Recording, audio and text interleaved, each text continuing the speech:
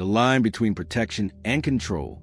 It is always crossed quietly, not with force, but with good intentions. One step meant to protect the system, another meant to stabilize behavior.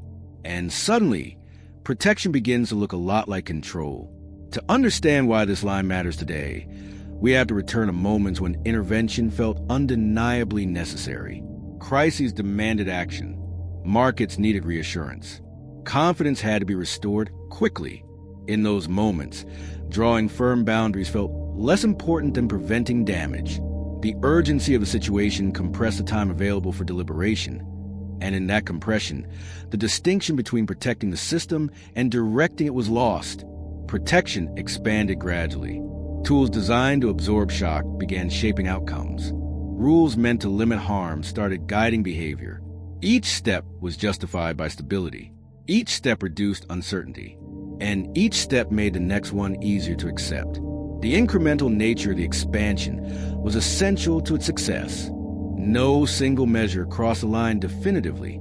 Each one appeared to remain safely within the domain of protection. The line was crossed not through a single decisive step, but through the accumulated weight of many small ones. The early results looked positive. Volatility declined. Panic became rare. Outcomes felt smoother, more predictable. The system appeared healthier, safer, and more resilient than before. Few questioned the cost, because the benefits were immediate and visible. The asymmetry between visible benefits and invisible costs created a political environment in which expansion protection was always easier to justify than restraint. But beneath that calm, a subtle shift was taking place. Participants began adjusting behavior not to conditions, but to constraints. Decisions aligned around what was allowed rather than what was needed. Protection stopped being a boundary and started becoming a direction. This was a reveal beginning to surface. The system was no longer just shielded from extremes. It was being guided away from them. Risk was not eliminated, but it was curated. Movement was not free, but it was permitted. The distinction between shielding and guiding is a distinction between protection and control. Shielding allows participants to make their own decisions within a safe environment. Guiding determines which decisions participants will make. The tension forming here was difficult to name. Nothing was broken. Nothing was failing. Yet the space between choice and instruction was narrowing. Protection was still doing its job, but it was also reshaping the system's instincts. And once a system learns to move only within guardrails, it slowly forgets how to balance itself without them. The line between protection and control had not disappeared. It had simply become harder to see. As the line blurred, incentives adjusted almost invisibly. Institutions learned which behaviors were encouraged and which ones quietly discouraged, not through direct orders, but through patterns of response. Support arrived here. Silence followed there. Over time, these signals became rules without being written. The unwritten nature of these rules made them more powerful than formal regulations because they could not be challenged, debated, or amended through normal institutional processes. Markets absorbed the message quickly. Actions aligned with protection felt safer. Moves outside the implied boundaries felt exposed. Price discovery still existed, but it operated inside an increasingly narrow corridor. Volatility was no longer just risk.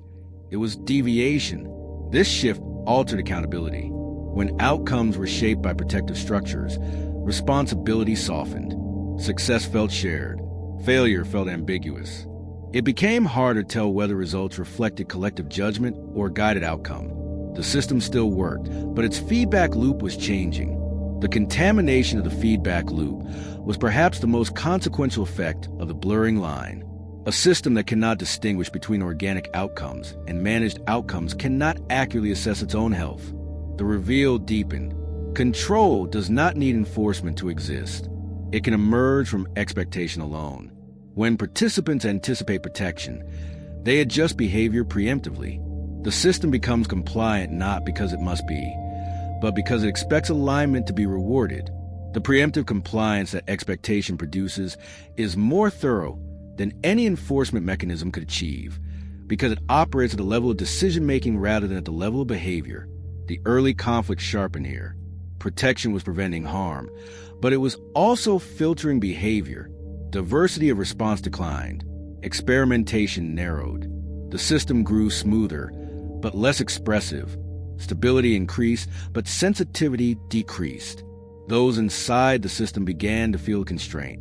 Decisions felt safer, yet less meaningful. Outcomes felt controlled, yet less informative. Protection was no longer just absorbing shocks. It was shaping choices.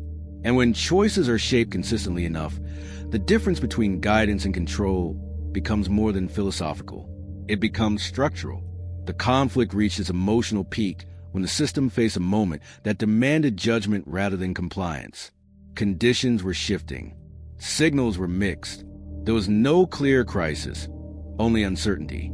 And uncertainty is where the difference between protection and control becomes impossible to ignore. Participants hesitated, not because they lacked information, but because they lacked permission. Acting independently felt risky when past outcomes had been shaped from above. Waiting felt safer than deciding. The system had learned to move in response to boundaries, not intuition. This was the heart of the tension. Protection had reduced damage, but it had also reduced confidence in independent action. The system was stable, yet cautious to the point of paralysis. When guidance was absent, movement slowed dramatically. Markets reflected this hesitation. Liquidity thinned. Prices drifted instead of adjusting. Volatility remained low, but so did conviction. The system was no longer reacting dynamically. It was waiting to be directed. Internally, discomfort grew. The safeguards were still in place. The tools still worked. But something essential was missing: the ability to interpret uncertainty without instruction. Protection had done its job too well. The emotional weight of this moment came from realization. Control had not arrived through force. It had arrived through repetition, through success, through the gradual narrowing of acceptable behavior until autonomy felt unnecessary. The buildup was complete. The system stood at a defining threshold. Continue to rely on protection to shape outcomes, or step back and allow risk, uncertainty, and error to re-enter the process. The line between protection and control could no longer remain abstract. It had to be chosen. The choice was not dramatic. It rarely is. The system did not abandon protection overnight, nor did it surrender control completely. Instead, it adjusted its posture, subtly, deliberately, allowing uncertainty to return where it had been quietly excluded. The climax came in the realization that protection must have limits to remain protective. When safeguards define behavior too precisely, they stop shielding the system and start steering it. Stability becomes curated rather than discovered, and curated stability cannot teach a system how to adapt. The resolution unfolded through restraint. Boundaries remained, but they loosened. Guidance softened into observation. Intervention shifted from default to exception. The system was allowed to make small mistakes again, to correct early rather than be corrected later. At first, the return of uncertainty felt uncomfortable. Volatility reappeared in brief pulses. Outcomes became less predictable. But with unpredictability came information. Prices began signaling imbalance again. Decisions carried consequence again. The system slowly relearned how to balance itself. What endured was a defining lesson. Protection and control are separated not by intention, but by effect. Protection preserves choice. Control replaces it. And once choice disappears, resilience follows soon after. The line between protection and control will always tempt systems under pressure. It is easier to guide than to trust, easier to smooth than to listen. But systems that survive long-term are not the ones most protected from uncertainty. They are the ones allowed to learn from it.